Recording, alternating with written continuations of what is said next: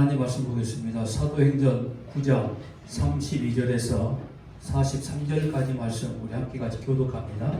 제가 먼저 32절 말씀 목록합니다. 그때에 베드로가 사방으로 두루 다니다가 루다에 사는 성도들에게도 내려갔더니 거기서 에니야라 하는 사람을 만나매 그는 중풍으로 70살 위에 누운 지 8해라. 베드로가 이르되 에니야야 예수 그리스도께서 너를 낫게 하시니 일어나 내 자리를 정돈하라 한데 곧 일어나니 루다와 사도에 사는 사람들이 다 그를 보고 주께로 따라오랴. 요바에 다비다라 하는 여제자가 있으니 그 이름을 번역하면 도르가라. 선행과 구자는 일이 심히 많더니 그때 병들어 죽음에 시체를 씻어 바라게 이르니라. 루다가 요바에서 가까운지라 제자들이 베드로가 거기 있음을 듣고 두 사람을 보내어 지체 말고 와 달라고 간청하여 베드로가 일어나 그들과 함께 가서 이르되 그들이 데리고 다락방에 올라가니 모든 과부가 베드로 곁에 서서 오며 부르다가 그들과 함께 있을 때에 지은 속옷과 겉옷을 다 내보이거늘 베드로가 사람을 다 내보내고 무릎을 꿇고 기도하여 돌이켜 시체를 향하여 이르되 다비다야 일어나라 하니 그가 눈을 떠 베드로를 보고 일어나 앉는지라. 베드로가 예루살렘에 이르고 성도들과 과부들을 불러 그가 살아난 것을 보이니 온 요파 사람이 알고 많은 사람이 주를 믿더라. 베드로가 요파에 일어나 있어 시몬이라 하는 무두장이의 집에서 머무니라. 아멘. 사도행전 이 말씀을 우리가 쭉 묵상하면서 보다 보니 굉장히 많은 사건들이 등장을 합니다. 사도행전 2장부터 시작된 그 성령의 충만함의 역사 가운데 사람들 모든 눈에 확인할 수 있고 보여줄 수 있는 그 성령의 강력한 역사들, 그러다 보니까 우리가 쭉 2장, 3장, 4장, 5장, 6장 이렇게 오다 보니까 이제는 성령의 역사까지도 돈으로 살려가는 사람들이 눈에 보이기도 했었죠. 뭔가 희한하고 놀라운 능력이 저들에게서 나오는 거 보니 혹시 내가 돈을 주고 사면 나도 저런 능력을 가질 수 있지 않을까라는 그런 기대감을 가진 인물도 우리가 이미 만나봤습니다.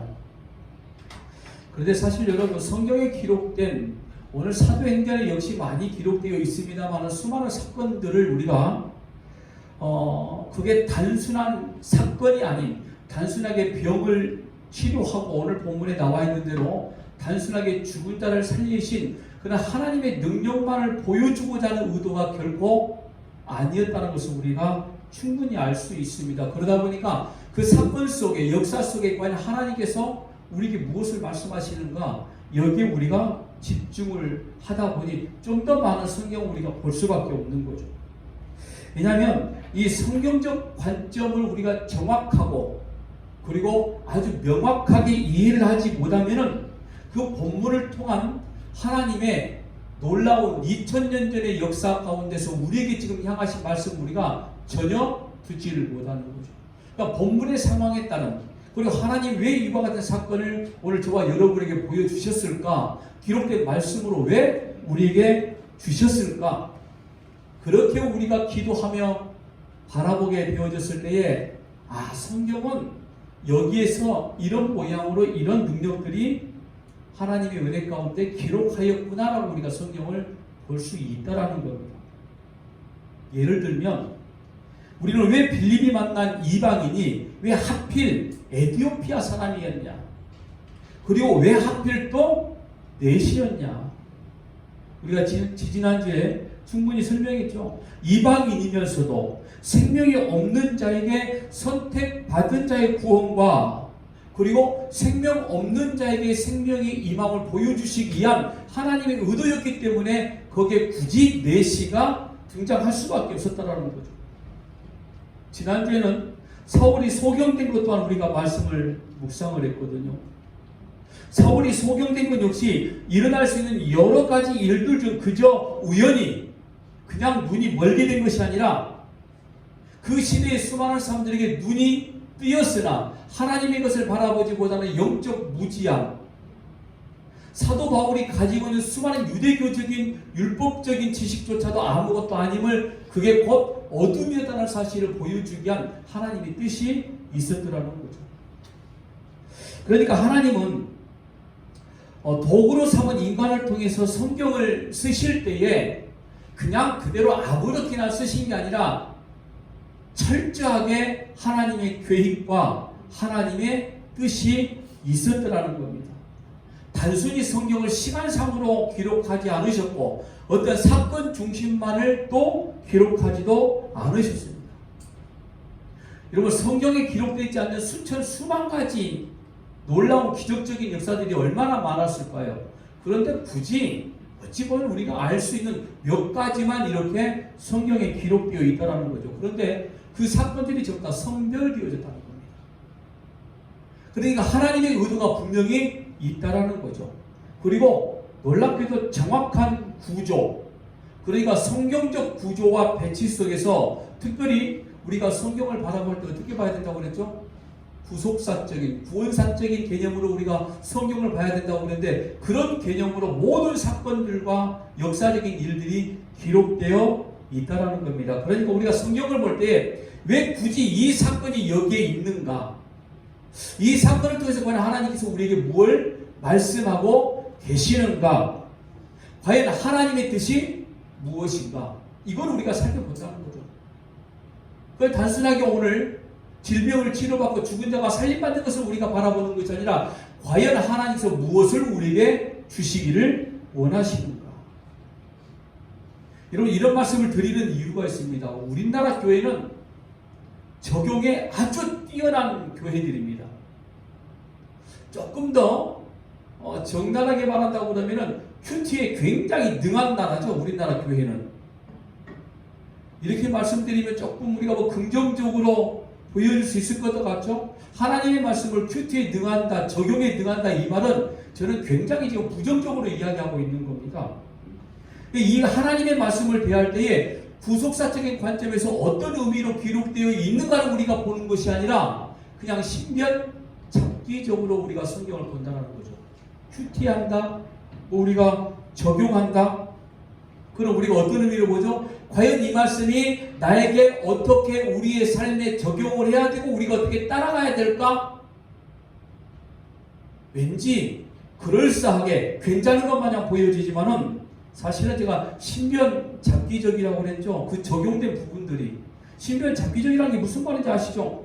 자기 주변에 일어난 일에 말씀을 자꾸 거기에 대비하고 적용한다라는 겁니다. 그게 소위 지금 큐티라는 거예요.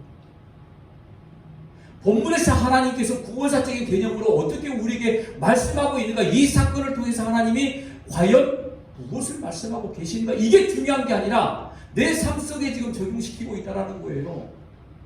그걸 지금 잘하고 있다라고 우리가 착각하고 있다는 겁니다. 특히 이런 어떤 기적적인 사건들을 통해서 우리가 그런 일들을 너무나 많이 보잖아요. 예를 들어 성경 속에 열심이란 단어가 나오고 충성이란 단어가 나오고 감사란 단어가 등장을 합니다. 그러면 우리의 삶 속에 곧바로 적용되죠. 이렇게 우리가 하나님 앞에 무조건 충성해야 돼, 열심을 베풀어야 돼, 감사해야 돼. 그래서 화가 나도 참고 감사해야 돼. 성경이 과연 우리 인생사에 필요한 어떤 신변잡기적인 이런 내용으로 적용시키라고 성경을 정말 여러분에게 주신 거 아니거든요. 하나님의 뜻입니다. 하나님의 놀라우신 계획이라는 거죠. 그것도 하나님의 철저한 계획 가운데 있는 오늘 정말 여러분을 향한 하나님의 뜻, 이걸 지금 기록하고 있는데 우리는 자꾸 그렇게 적용시키더라는 거죠. 아주 그런 적용시키는데 최고의 정점을 찍으신 분들이 주로 사복이라고 말씀하시는 분들, 어느 회사에 예배를 인도하시는 분들, 직원들은 사장을 잘 보필해야 됩니다. 성경에 보니까 종이 주인을 잘 보필했습니다. 이런 따위로 우리가 성경을 적용한다는 거죠. 열심히 해야 됩니다. 웃어야 됩니다. 친절해야 됩니다. 아니, 성경에 그와 같은 말씀이 어딨냐고요. 그런데 우리는 그렇게 적용을 하고 있더라는 거죠. 여러분, 성경에 나타난 모든 기적들 역시 마찬가지입니다. 그렇게 적용해서는 안 된다는 말씀을 드리는 거죠. 그래서 우리는 이 성경을 볼 때에 사적인 책으로 보면은 절대로 안 된다는 거, 그럼 불경과 다를 바 전혀 없습니다. 성경을 십자가 구속 역사의 흐름 속에서 보는 연습이 필요합니다. 하루아침에 되는 건 절대로 아닐 겁니다.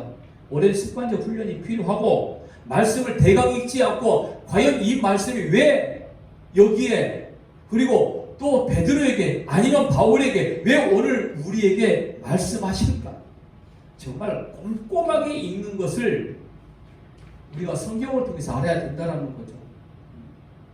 그리고 무엇보다 중요한 것은 그렇게 또 하나님의 말씀을 전하는 교회가 중요하다는 말씀을 드립니다. 오늘 저와 여러분 역시 마찬가지입니다. 오늘 본문의 내용들도 이미 사복음서에 예수께서 직접 일으키시던 놀라운 기적적인 사건들이었습니다.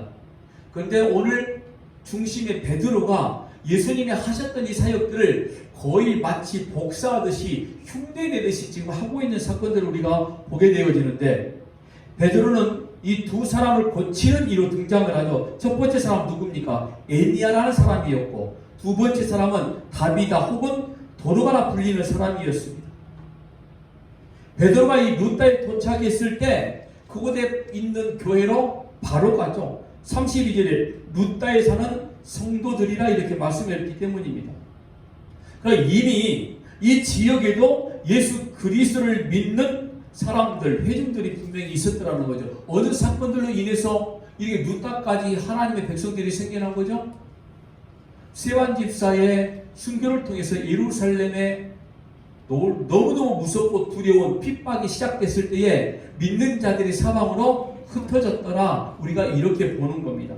그때에 이 루다에게까지도 하나님의 백성들이 이제 살기 시작한 거죠.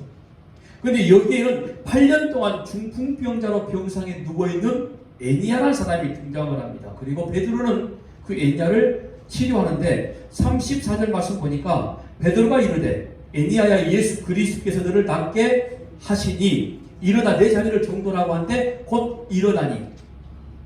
자, 에니아 사건으로 인해 35절 말씀은 루다와 사론에 있는 사람들이 다 주께로 돌아갔다라고 이렇게 기록됨으로써 사건이 마무리가 되어집니다. 35절 말씀 들었죠?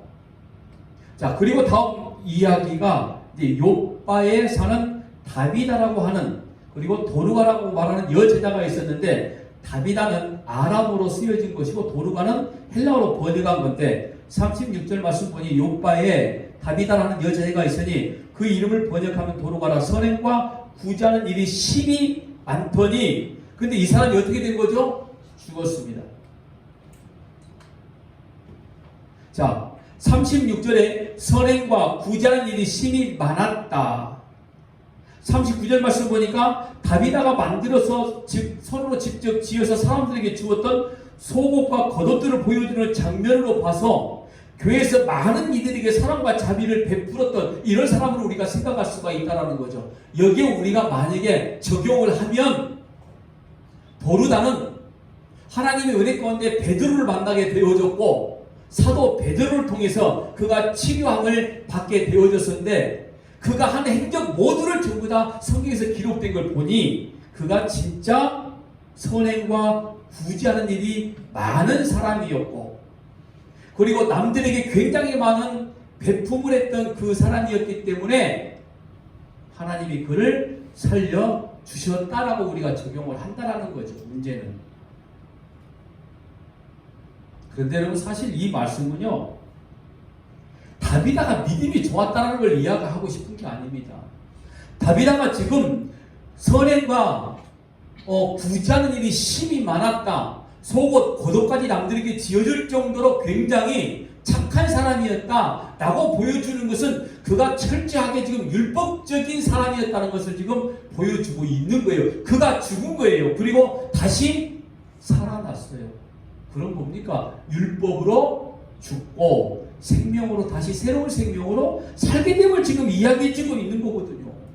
율법적 신앙만을 가지고 있는 사람이었어요. 십자가 복음의 신앙까지 아직 가지도 못한 사람. 그러니까 사도 바울이 다메섹에서 예수를 만나기 이전까지 똑같은 신앙을 가지고 있었던 사람이 바로 다비다. 근데 사도 바울은 눈이 멀어서 이전의 모든 것들이 영적 어둠 속에 있었다는 것을 보여주었고, 오늘 이 다비다는 율법적인 신앙생활을 하고 있었다는 것은 곧 그게 죽은 자의 모습이라는 것을 나타내주고 있다는 거죠. 그리고 새로운 생명을 주신 거라는 거죠. 그랬더니 42절에 이렇게 말씀하는 거예요. 온 요파 사람이 알고 많은 사람이 주를 믿더라. 알고, 야다란 말입니다. 직접 체험했다 이런 말인 거죠. 여기에 자세한 내용은 기록되지 않았습니다만은 베드로가 하나님의 말씀을 선포했을 걸 우리가 충분히 유추해 볼 수 있습니다. 그들이 알았다는 거죠. 알았다는 건 들었다는 거죠. 믿었다는 것은 들었다는 거죠. 왜요? 믿음은 들으면서 난다고 그랬습니까? 단순하게 눈에 보이는 사건을 보고 이들이 믿었다는 게 아니에요. 왜? 여기 야다란 말이 무슨 말이냐면 체험적으로 알았다는 거예요. 지금 자기가 직접 죽고 살아나진 않았지만은 이 다비다라는 여자를 통해서 이게 죽는 거구나. 율법적 지식으로 살아가는 것은 내가 죽어야만 되는 거구나. 그리고 진리, 십자가, 예수 그리스도, 이것만으로 내가 살아가는 존재구나. 그걸 알기 시작한 거예요.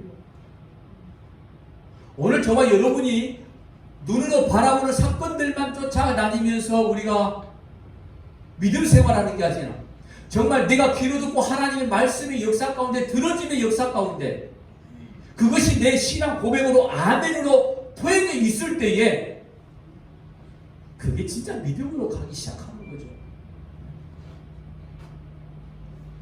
제가 조금 전에 베드로가 이 두 가지 사건, 베드로가 중심돼서 일어난 이 두 가지 사건이 마치 사복음서에 기록된 예수님의 사건과 거의 복사판이라는 말씀을 드렸죠. 저는 그것도 분명한 뜻이 있었다라고 보여지게 됩니다. 자, 에냐를 고친 사건은 마가복음에 나오는 예수님께서 중풍병자를 일으킨 사건을 연상시키는 방식으로 기록이 되어 있습니다.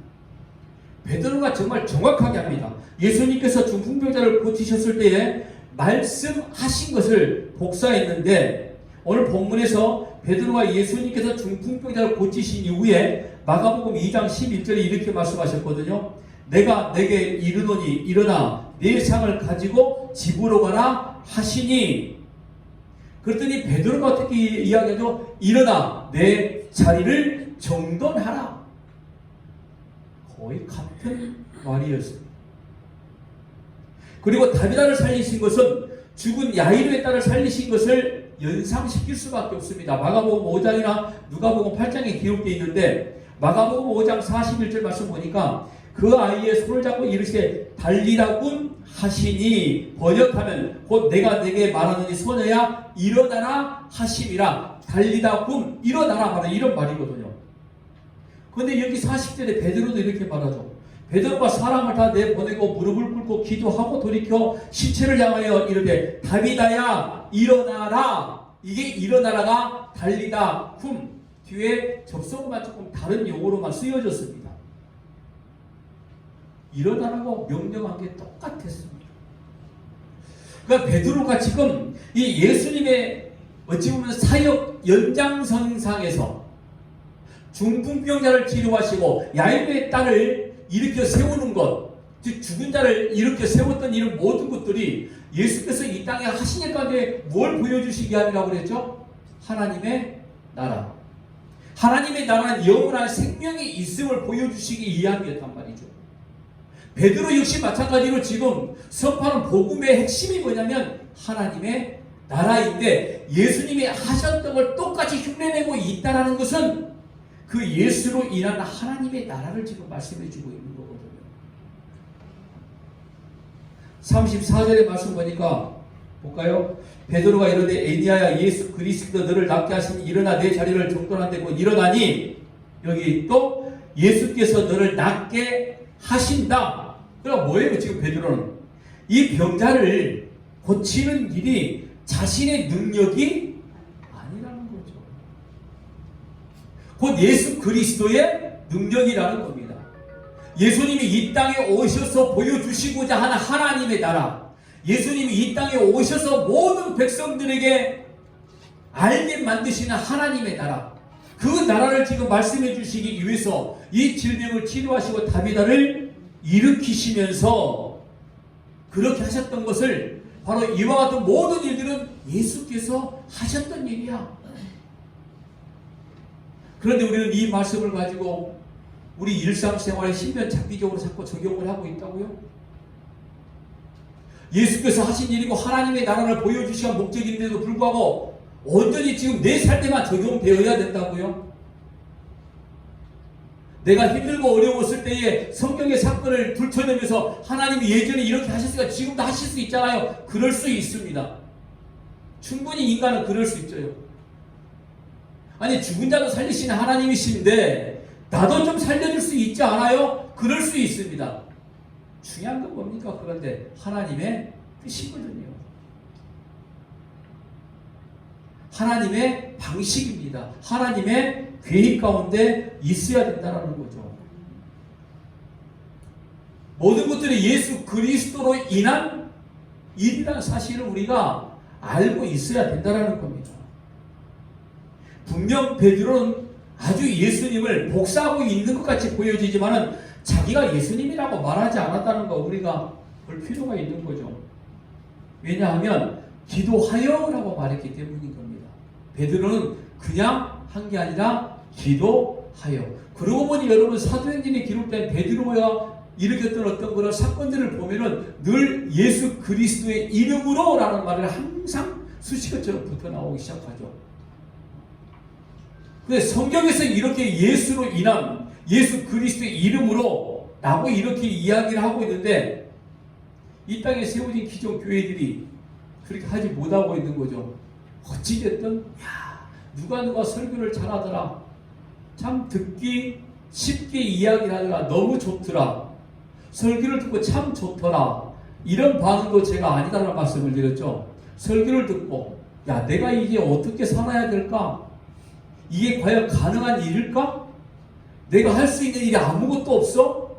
때로는 마음의 부담감, 때로는 화 이런 것들을 가지고 우리가 돌아가야 된다는 말씀을 드리거든요.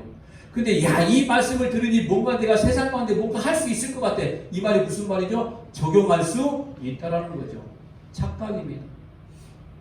왜 하나님의 말씀이라고 그랬죠? 하나님께서 말씀하신 내용이니까 하나님의 말씀인 것이고요. 사람이 쉽게 따라가지 못할 말씀이기 때문에 하나님의 말씀, 성경이라고 이야기하는 거예요. 성령의 역사가 아니면 우리는 이 말씀을 들을 때 절대로 아멘이라고 고백하지 못한다는 거 아닙니까?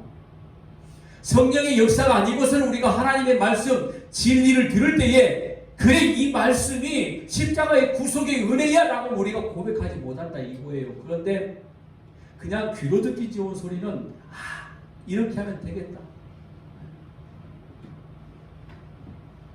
예수의 이름으로 예수 그리스도의 능력으로 행해지고 있다라는 겁니다.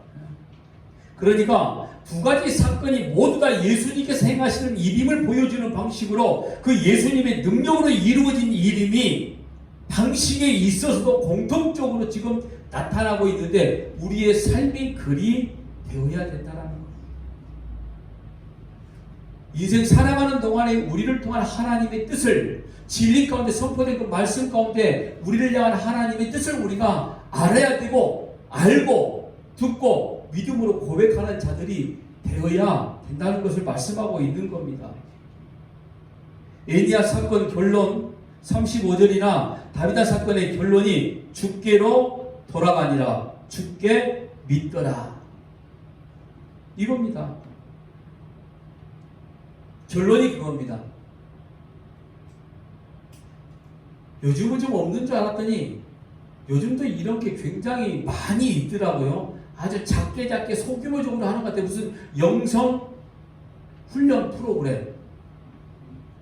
여러분 결론이 조금 전에 35절 42절이 뭐였었죠? 주께로 돌아가니라. 주를 믿더라 였습니다. 근데 어떤 강사가 세워지고 그를 통해서 뭔가 배워서 써먹고 그래서 주를 믿더라? 강사를 통해서 뭔가 한번 얻어보겠다?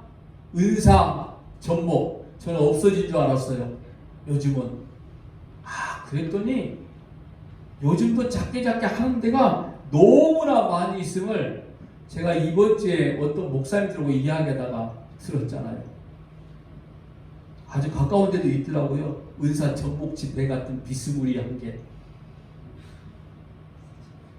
그러면서 그걸 성령의 역사라고 하고, 이렇게 배우는 대로 프로그램대로 따라서 하면 하나님의 능력이 나간다. 그게 과연 하나님의 능력인 것인지. 저는 이 35절 42절 말씀이 제가 설교 준비를 하는 동안에 굉장히 사실은 은혜가 되는 거였습니다. 주께로 돌아가니라. 지가 설교 아무리 준비해서 잘해봐라, 결국에는 주 앞에 가야 되는 게 목적이 아니겠니 이거였어요. 네 말대로 목숨 걸고 네가 설교 준비해서 네 소리, 네 잘난 맛 이거 말하는 게 아니라 주를 믿더라. 이거 아니면 아무것도 아니라는 거였어요. 여러분, 이 두 가지 사건이 바로 사실 하나님의 말씀 복음이 사마리아를 넘어 이방 세계까지 퍼져나가게 되는 일, 뭐 교회의 확장, 그리고 하나님의 나라의 선포가 무엇임을 정확히 보여주는 사건이었습니다. 하나님의 나라의 확장, 복음 선포는 십자가의 구속, 십자가의 은혜, 예수 그리스도, 다른 게 아무것도 없다라는 거였습니다. 여러분, 오늘 이 에니아나 다비다가 질병을 치료받았고 다시 살아났습니다. 여러분, 성경에 사복음서에 그와 같은 일들이 굉장히 많이 기록되어 있는 것도 사실이지만은 언젠가는 병들고 또 죽는단 말이에요. 결국에는 죽고 결국에는 병들 수밖에 없는 거죠. 우리는 그럼 이 두 사람을 통해서 뭘 봐야 되느냐? 하나님의 나라, 말씀을 봐야 된다는 것이죠. 예수님께서 병과 사망을 이기심으로써 하나님의 나라를 선포하신 거기 주제와 지금 연결되어져 있는 본문이 오늘 이 말씀인 겁니다. 그러니까 세방, 이 세상 모든 이방 세계가 하나님의 교회로 들어오게 되어지는, 그들이 처해 있던 어둠 이런 것들에서부터 빛들을 발견하게 되어지는 것, 이 사건들을 지금 보여주기 이야기거든요. 그래서 예수께서도 병을 고치시고 죽은 자를 살리실 때 이렇게 말씀하신 거예요. 마태복음 12장 28절에 그러나 내가 하나님의 성령을 힘입어 귀신을 쫓아내는 것이면 하나님의 나라가 이미 너희에게 임하였느니라. 우리가 이미 잘 알고 있는 대로 예수님께서 세상에 계실 때에 우리가 사역이라고 표현 한번 합시다. 그 사역의 중요한 포인트가 뭐냐면 하나님의 나라가 이 땅에 왔다라는 거죠. 그래서 세례 요한이 첫 외침이 뭐라고 그랬죠? 회개하라, 천국이 가까웠느니라. 예수님 외침 역시도 마찬가지였고요. 그러니까 예수님의 사역이라고 표현한, 이거 제 표현입니다. 핵심이 뭐냐면 하나님의 나라가 왔다. 곧 내가 지금 여기 있어. 이제 너희들이 하나님의 나라로 들어갈, 하나님의 나라의 일원이 되어지는, 내가 통로로서 이 땅에 왔다라고 선포하신 내용이다, 이런 말인 거죠. 그래서 그 하나님의 나라가 도래한 것을 사람들 눈에 보여주기 위해서 귀신을 쫓아내고 중풍병자를 치료하시고 손마른 자를 지펴게 만드시고 죽은 자를 살리시고, 다른 목적이 아니라 하나님의 나라 도래됨을 보여주시기 위함이다, 이런 말인 거예요. 예수께서 이런 가르침은 그냥 한 가지 사건에만 사실은 머물렀던 게 절대로 아니라는 거죠. 말씀을 통해서, 결국에는 본인의 모습을 통해서 십자가의 구속의 은혜가 어떻게 선포되어지는가, 이것까지도 전부 다 말씀하신 기록이 성경, 특별히 사복음서에 기록이 되어 있는 거죠. 요한복음 11장 25절 26절 말씀, 우리가 알고 있는 말씀이죠. 예수께서 이르시되 나는 부활이요 생명이니 나를 믿는 자는 죽어도 살겠고 무릇 살아서 나를 믿는 자는 영원히 죽지 아니하리니 이것을 내가 믿느냐. 여러분, 이 말씀이 선포된 시기가 언제인 줄 아시죠? 죽은 나사로를 살리시고 난 이후에 하셨던 말씀이었습니다. 그러니까 예수님께서 새로운 생명을 주시는 분, 즉 영원한 영생을 주시는 분임을 지금 보여주는 사실을 나사로를 무덤에서 걸어 나오게 만드는 것들로 지금 선포하게 만드신 겁니다. 그러니까 이 땅 위에서 보여지는 모든 하나님의 나라의 놀라운 일들은 결국에 어떤 겁니까? 바로 하나님의 나라의 일들을 보여주기 위함이라는 거죠. 질병 치료, 때는 우리 문제 해결까지도 그럴 수 있는 겁니다. 그런데 우리는 그 목적을 바라보는 게 아니라 수단에 목숨을 걸고 있는 거죠. 문제 해결, 질병 치료, 죽음에서 건져낸 모든 것들의 형통. 예수님께서 죽어도 살겠고라고 이렇게 말씀하시는 것은 너희들의 삶 가운데 힘들고 어려운 일이 있어도 생명 대신 나와 함께 동행하니 너희들에게는 영원할 생명이 있다는 말씀을 하신 거예요. 그러니까 여러분, 하나님의 나라가 이 땅에 왔다. 우리가 사도행전에 기록된 이 두 가지 사건을 통해서도 오늘 우리가 하나님의 나라의 영광을 바라볼 줄 알아야 되는 것이지 에니야만 바라봐서도 안 되고 다윗만 바라봐서도 안 된다는 말씀을 하는 겁니다. 보세요. 예수님께서 말씀을 선포하시기 전에 누가복음 4장 18절에 19절 말씀 보니까 주의 성령이 내게 임하셨으니 이는 가난한 자에게 복음을 전하게 하시려고 내게 기름을 부으시고 나를 보내사 포로된 자에게 자유를, 눈먼 자에게 다시 보게 함을 전파하며 눌린 자를 자유롭게 하고 주의 은혜의 해를 전파하게 하려 하심이라. 분명하게 이 땅에 오신 목적, 이유, 예수로 말미암아 하나님의 나라가 도래하고 그로 말미암아 모든 죄의 흔적들, 그 모든 죄의 흔적들이 뭡니까? 가난한 거, 눈먼 자, 질병든 자, 죽음 가운데 있는 자, 죄의 흔적들, 죄의 상징적인 것들이었습니다. 이런 것들을 전부 다 사라지게 만드는 거죠. 궁극적으로 어떻게 해요? 십자가의 구속함으로.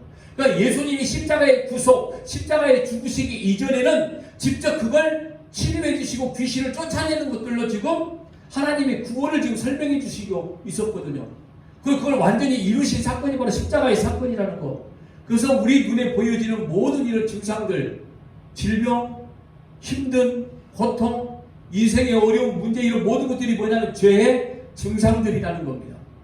이런 것들을 하나씩 예수께서 치료하시고 쫓아보내시는 모습을 통해서 하나님의 나라의 모습을 보여주게 되어졌다. 주의 은혜, 곧 하나님의 나라가 도래했기 때문에 눌린 자가 자유함을 얻게 되어지고 눈먼 자가 바로 세상을 바라보게 되어지는 것이죠. 오늘 이 말씀 속에서 독특한 단어이지만은 두 사건에 중복되게 사용되어져서 관심을 끄는 단어가 하나가 있었습니다.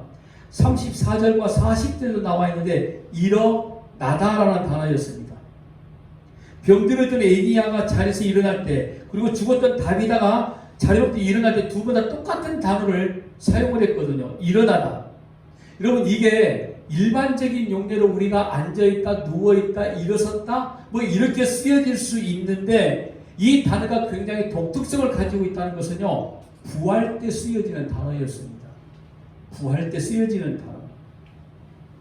이게 무슨 말씀이냐면은 에니야의 질병이 치료받게 되어지는 거, 다비다가 자기에서 일어나게 된 것은 지금 뭘 보여주고 있는 거라고요? 부활을 지금 나타내주고 있다는 거였어요.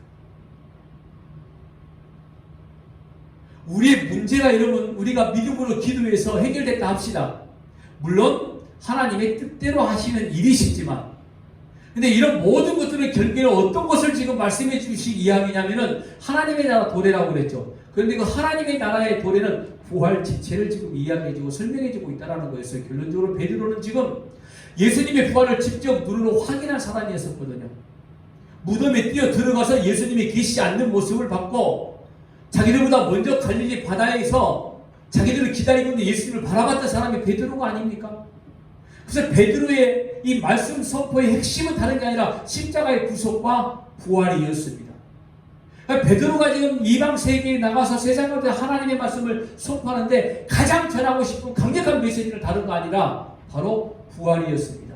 그러니까 내가 지금 중풍병자를 일으켜 세우는 것도 죽은 자가 살림을 받게 되는 믿음의 역사가 이루어졌다. 다비다가 죽음에서 살아나게 된 것도 예수님의 영생을 설명해 주시기 위한 부활임을 설명해 주기 위해서 일어나라 라고 이렇게 말씀을 하는 겁니다. 여러분, 세상과 교회가 차이점, 다른 점이 뭔지 아십니까? 교회는 죄와 사망을 이기는 공동체입니다. 단순하게 우리의 문제를 해결하는 것이 교회가 절대 아닙니다. 교회는 그래서 부활 공동체라는 사실을 지금 베드로가 전하고 있는 겁니다. 예루살렘의 큰 핍박으로 인해서 모든 열방으로 흩어져버린 예수 믿는 사람들이 그들이 선포했던 것 십자가의 구속과 부활의 증인들이었더라는 것. 교회에 한 사람 한 사람 더해지고 모아지게 되어지는 것들은 결국 죄와 사망을 이긴 지체들이 모여져서 오늘 우리가 살아있는 하나님의 자녀이고 나라의 힘을 선포하는 부활의 공동체임을 증거하기 위해서 교회가 이 땅 위에 세워져 있다라는 겁니다. 사도행전이 뭐라고 그랬죠? 교회 행전. 성령 행전이라고 말씀했습니다. 성령 하나님께서는 이 땅에 교회를 세우신 게 즉 영생의 부활의 지체임을 모든 자들에게 보여주시기 위함이었다는 거죠. 여러분, 그런데 부활 공동체라는 게 어떤 공동체입니까? 베드로전서 2장 24절 말씀 보니까 친히 나무에 달려 그 몸으로 우리 죄를 담당하셨으니 이는 우리로 죄에 대하여 죽고 의에 대하여 살게 하심이라. 그가 채찍에 맞음으로 너희는 나음을 얻었나니. 죄에 대하여 죽고 의에 대하여 사는 겁니다. 세상에서는 내가 죽어야 되고 거룩한 진리로 다시 살아남을 우리가 알고 있어야 된다는 것이죠. 세상 가치관은 내 속에서 전부 다 완전히 죽여야 되는 것이고 하나님의 복음만이 내 안에서 살아 움직이는 생명의 지체가 돼야 된다는 말씀 아니겠습니까? 부활 공동체는 이와 같은 겁니다. 오늘 저와 여러분이 기도할 때, 숨기를 써 기도할 때 하나님의 말씀으로만 살아 움직이는 부활 공동체적인 숨기가 되게 하여 주옵소서. 세상의 소리가 아닌 하나님의 말씀만이 살아 움직이는 교회가 되게 하여 주옵소서. 더불어 삶 가운데 예배가 이루어진 저와 여러분의 삶 가운데서도 이와 같은 일들이 이루어지시기를 주의 이름으로 부탁합니다.